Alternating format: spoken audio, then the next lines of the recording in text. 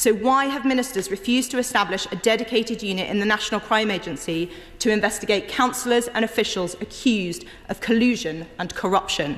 The ringleader of the Rochdale gang, Shabir Ahmed, was employed as a welfare rights officer by Oldham Council. And yet not one person, not one, has been convicted for covering up these institutionalised rapes.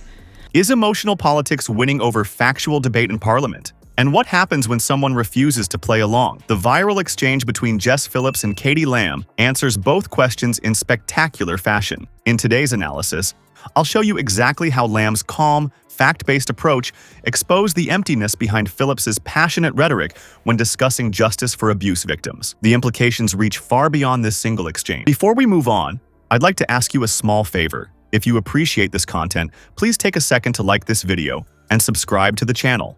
Over 98% of you watch the videos without subscribing. It costs you nothing, but it makes a huge difference to us. So, did you click the subscribe button? Great! Thank you so much. Now, back to the video. Over 3 months since the government announced these local inquiries, Tom Crowther KC, a barrister invited by the Home Office to help establish them, knows almost nothing about their progress, and neither do we. Yay. Thank you, Mr. Speaker, and I thank the Minister for advance sight of her statement. In January, the Home Secretary said the government would conduct 5 local inquiries into the gangs which have terrorised so many innocent children. The parliamentary chamber has always been a theatre of conflict, but rarely do we witness such a stark contrast in political approaches as the recent exchange between Jess Phillips and Katie Lam. When emotional rhetoric collides with methodical questioning, the results can be both revealing and devastating. Jess Phillips has built her political brand on passionate advocacy and emotional appeals. As the Minister for Safeguarding, she's become known for her fiery speeches on women's issues, cultivating an image as the authentic voice of ordinary women in Parliament. Her political currency has largely been traded in headline-grabbing soundbites and emotional denunciations of her opponents. This approach has served her well, earning her significant media attention and a substantial social media following. Enter Katie Lam, the unexpected challenger with a completely different playbook. And what does the government intend to do about local leaders who say there is no need for an independent inquiry, like in Bradford or in Wales? The girls we are talking about, Mr. Speaker, are predominantly white. Why is the framework for local inquiries now being led by ministers rather than by independent voices such as Tom Crowther? Why is the £5 million set aside for inquiries no longer being allocated, but instead delivered on an opt-in basis?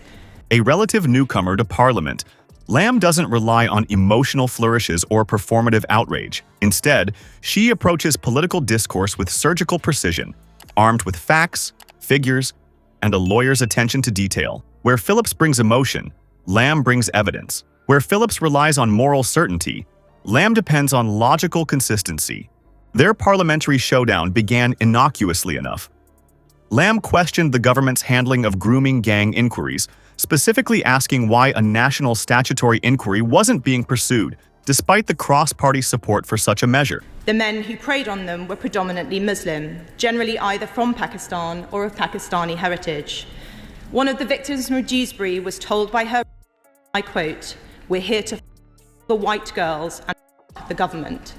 And what does the government intend to do about local leaders who say there is no need for an independent inquiry, like in Bradford or in Wales? The girls we are talking about, Mr. Speaker, are predominantly white. The question was straightforward, requiring a straightforward answer. Exactly the kind of question that reveals the gulf between political rhetoric and policy reality. Phillips's initial response set the pattern for what would become an increasingly uncomfortable exchange.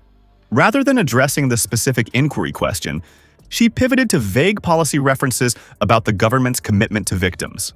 When pressed on why a national inquiry wasn't being implemented, Phillips attempted to redirect with emotional appeals about the government's concern for victims, a classic example of answering the question you wish you were asked rather than the one actually posed. As Lam continued to press for specifics, Phillips's composure began to visibly deteriorate. Her typically confident demeanor gave way to defensive body language, shifting in her seat, glancing down at her notes with increasing frequency, and struggling to maintain eye contact. Her responses became increasingly circular, first claiming the government was taking a flexible approach, then contradicting herself by suggesting rigid frameworks were already in place. The most revealing moment came when Lam zeroed in on the £5 million allocation for addressing grooming gangs. Phillips had initially presented this figure as evidence of the government's commitment, but Lam methodically dismantled this defense by questioning how this relatively modest sum would be distributed across multiple regions and over what time frame. Phillips's inability to provide these basic details exposed a fundamental problem. Behind the emotional rhetoric lay a policy framework that couldn't withstand even modest scrutiny. Throughout this exchange, Phillips engaged in what might best be described as policy dodgeball, weaving, ducking, and jumping away from direct questions while trying to hit back with emotional counters about the government's good intentions. In contrast, Lam maintained a patient, persistent return to the core issues, repeatedly bringing the discussion back to justice for victims and the specific mechanisms through which that justice would be delivered. The exchange reached its breaking point when Phillips, clearly frustrated by Lam's refusal to accept vague assurances, attempted to claim that a national inquiry would actually be harmful to victims by delaying justice. This claim, made without supporting evidence, represented a complete reversal of her previous position that the government was prioritizing victims' needs. Lam simply let this contradiction hang in the air, allowing the parliamentary chamber to register the logical inconsistency. What makes this exchange so remarkable isn't just that a minister struggled under questioning. That happens regularly in Parliament. The significance lies in how it exposed the fundamental weakness of what we might call performance politics. When political identity is built primarily around emotional appeals and moral posturing rather than policy mastery, it inevitably crumbles under substantive scrutiny. Style cannot indefinitely substitute for substance, particularly when real people's lives and justice are at stake. This confrontation wasn't merely about two politicians with different communication styles. It revealed something much deeper about our current political discourse and what happens when victims' needs become rhetorical pawns, rather than the genuine focus of policy. The uncomfortable truth exposed in this exchange is that emotional politics, while powerful for rallying supporters and dominating headlines, often fails precisely those it claims to champion by prioritizing the appearance of action over its substance. The aftermath of this parliamentary showdown reminds us that emotional rhetoric, no matter how passionately delivered, ultimately withers when confronted with clear, factual questioning. As the exchange went viral across social media platforms, the public's reaction told its own story. Twitter became a satire battleground, while creative TikTok users set the moment to humorous music. Even Facebook users joined in with memes, including one showing Phillips with a speech bubble saying, "I'm not lost, I'm just exploring alternative realities."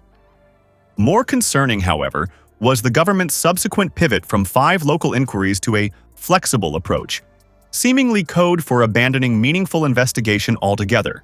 The exchange didn't just expose one minister's limitations, it revealed how genuine accountability can force policy shifts when the spotlight becomes too uncomfortable.